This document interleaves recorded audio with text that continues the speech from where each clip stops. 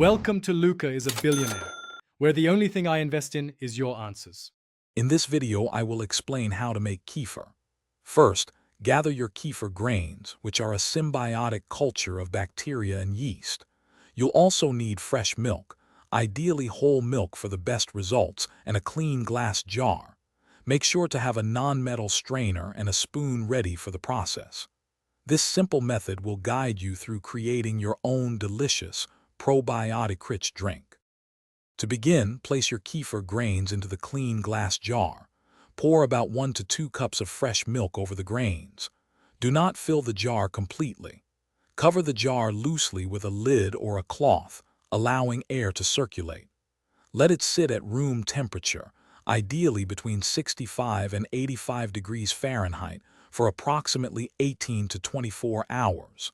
The fermentation time can vary. After the fermentation period, it's time to separate your kefir from the grains. Place a non-metal strainer over a clean bowl or jar.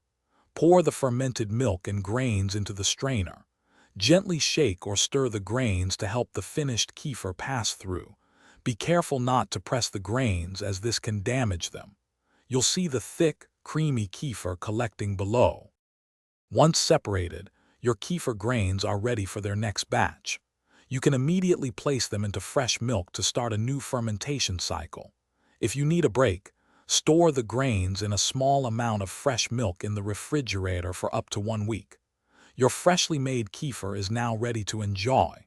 Drink it plain, or blend it into your favorite smoothies for a healthy boost.